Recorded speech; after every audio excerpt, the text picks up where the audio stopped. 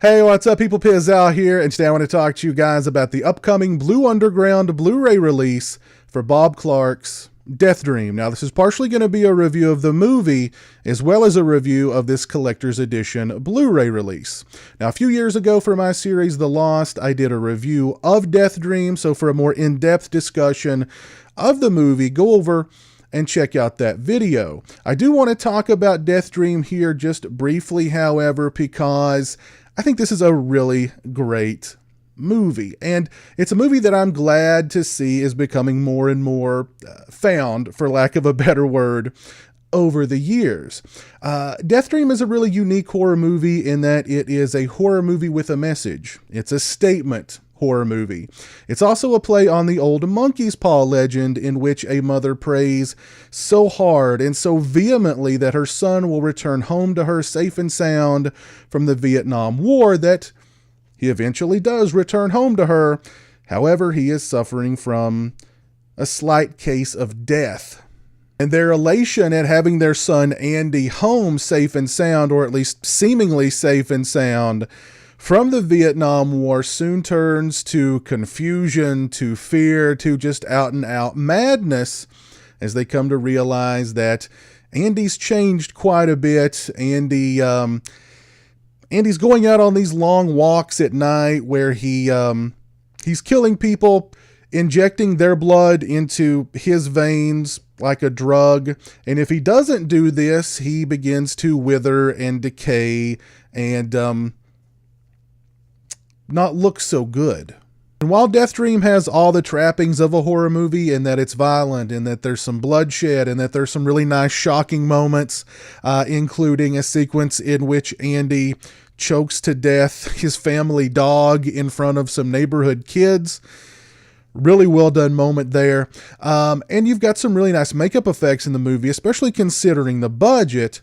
Death Dream is a much deeper movie than that. Death Dream is an anti-war horror movie. The whole, zombie vampire element is definitely about post-traumatic stress disorder. It's about veterans returning home from a conflict and turning to drugs as a way to deal with what they had to deal with in war. And the performances all around in Death Dream are absolutely fantastic. We see a family in this movie who are dealing with what they think is the loss of their son in Vietnam. That loss turns to joy and elation as he shows up one night on their doorstep. That joy and elation turns to confusion, fear, and complete and utter madness as they come to realize that their son is not who he once was and is in fact a monster. And that whole arc, that family arc, is really compelling to watch. John Marley and Lynn Carlin as Andy's mother and father give absolutely fantastic performances, particularly Lynn Carlin. We're watching her have a complete and utter breakdown during this movie, trying to hold it together, even under the overwhelming realization that her son is literally and figuratively a monster. She still loves him. She still protects him. And that breakdown is just absolutely compelling to watch. Richard Brackus, who plays Andy, he delivers this very, quiet, very cold performance as if he is a dead person. Yet at the same time, there are these moments in which it's like he realizes that he is dead and that he shouldn't be here. And the ending of the film with his character, and I don't think I'm giving too much away here, but he wants to die so badly, he literally crawls into his own grave and begins to cover himself with dirt, just like yearning to just die and or to just not exist because he's already dead, but he's living this horrific afterlife. I really found his performance to be riveting. All the performances in Death Dream overall are really well done. From a technical point of view, the movie moves at a slow but steady pace, building mood, building suspense, building tension, and I really appreciated that. about Death Dream as well. The music is this sort of odd, non-score kind of music. There's lots of kind of hissing and the wind howling kind of music in the film. I really dug the music in Death Dream. It's kind of it starts out kind of very normal, and then as the movie progresses and gets weirder, it kind of becomes more abstract and more weird itself, and I dug that too. I just really like Death Dream all around. And again, I'm really glad to see that this movie is becoming more and more relatively available. This Blu-ray from Blue Underground is a collector's edition release. It's a DVD and Blu-ray combo pack. If you are a fan of Death Dream, you definitely want to look into picking up this Blu-ray. It sports a 2K restoration from the 35mm negative in its most complete version ever. So that is very cool. As far as the picture quality and the sound quality are concerned, the sound quality was fantastic. The picture quality was great. However, toward the end of the movie, it got a bit fuzzy, it got a bit blurry, and I think that's probably just because some of those sequences were probably shot a little out of focus. You see that a lot, particularly with Blu-ray restorations of some of these older movies that, high definition isn't so kind to them in certain areas, particularly if the movie was not shot in focus. You definitely see those sequences are not in focus on Blu-ray. And there were a few sequences, again, particularly toward the end of the movie, that I thought, oh, that looks a bit fuzzy. They must have just shot that out of focus. But overall, the picture quality and the sound quality on this release they're pretty darn good. As I said, it is a DVD and Blu-ray double pack. There is the DVD. The Blu-ray is in my Blu-ray player. We have a reversible sleeve here with some alternate artwork and the alternate title for the film, which was Dead of Night. We also get a nice full color booklet here with a write-up about the film from Travis Crawford entitled, "I Died for You, Doc. Why Shouldn't You Return the Favor? Revisiting Death Dream." Show you guys some of the pictures here. Of course, there's a young Bob Clark. Rest in peace. We've got Mr. Marley and Ms. Carlin right there. Very nice booklet with a very informative write-up all about Death Dream.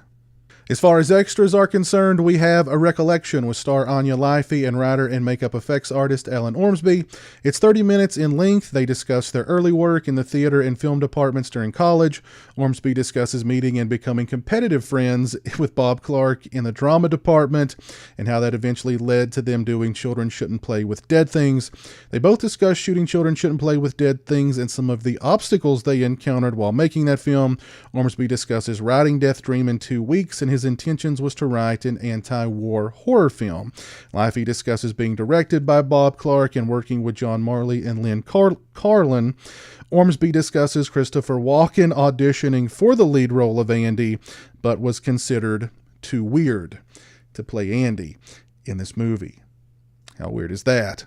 Ormsby discusses and even unboxes a toy that he sold to the Kenner Company back in the 70s called Hugo. It's kind of this just a head that has all these different noses and eyes and prosthetics that you can put on the thing. Kind of a human version of Mr. Potato Head. Very nice. He also shows a book that he wrote on how to teach kids about doing monster makeup effects. And he says that book sold over 1 million copies. Very interesting. They each reflect on Death Dream and how proud they are of the film today. Very nice, informative interview with Ms. Lifey and Mr. Ormsby. Next up, we have Notes for a Homecoming, an interview with composer Carl Zitterer. It's 19 minutes in length. Mr. Zitterer discusses working with Bob Clark and his catchphrase, It's a known fact when he and Clark would argue over music. He discusses how his music for children shouldn't play with dead things found its way to a Canadian group who loved the film so much that they wanted to bankroll Bob Clark's next film, which of course was Death Dream. Mr. Zitra discusses wanting the music to be normal in the beginning and then become weirder as the movie became weirder, which mission accomplished there. Mr. Zitra discusses the movie's constantly changing titles, from The Veteran to Night Walk to The Night Andy Came Home, Dead of Night, Death Dream, etc., and how that was a big part of the film not finding its audience back in the day. Very nice interview with Mr. Zitra, 19 minutes in length.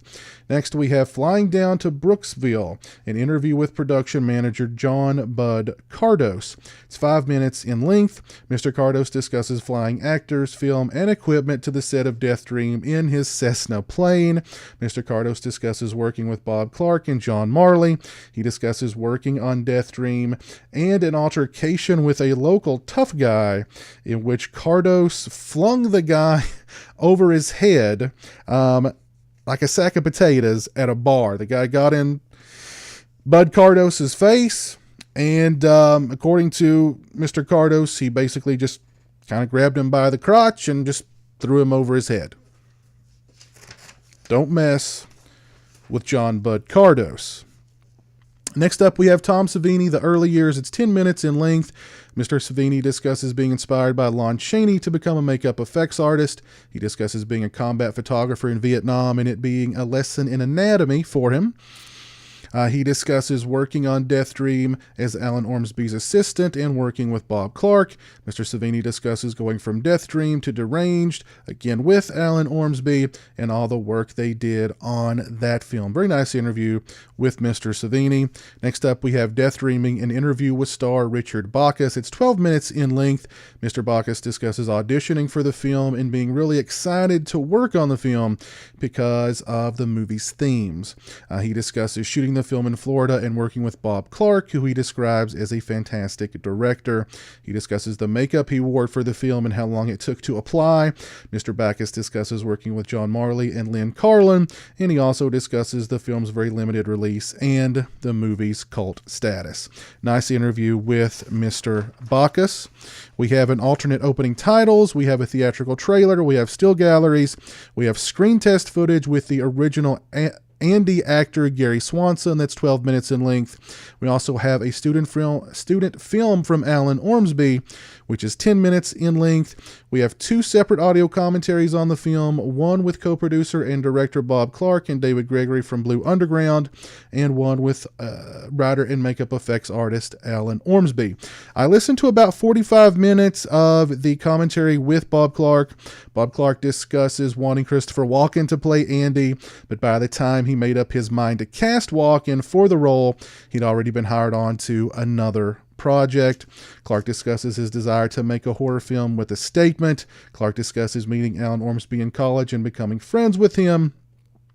Clark discusses that at the time of him recording this commentary, which was several years ago, there were 4 of his films in the process of being remade. Black Christmas, which was originally that movie happened. Porky's, which was going to be produced by Howard Stern. That movie fell through. Children Shouldn't Play with Dead Things. Have no idea whatever happened with that. And a remake of Death Dream, which was to be directed by Eli Roth.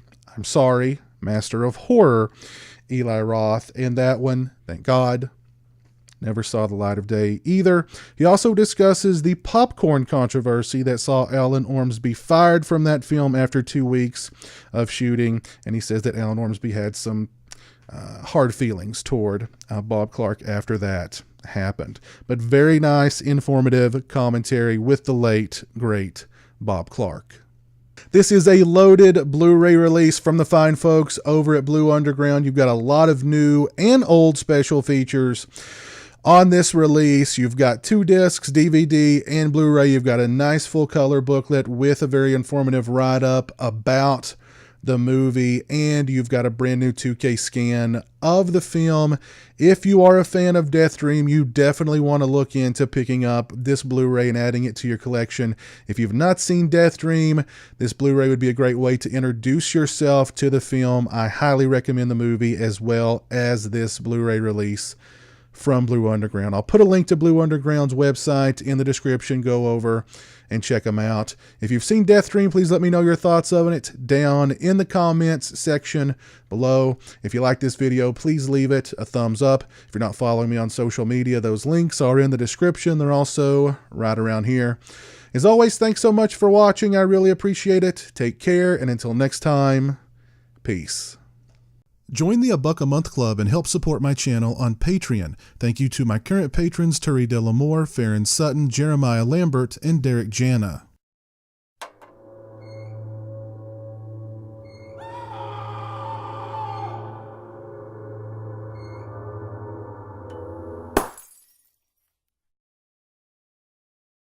Say hello to the internet, Jeremy.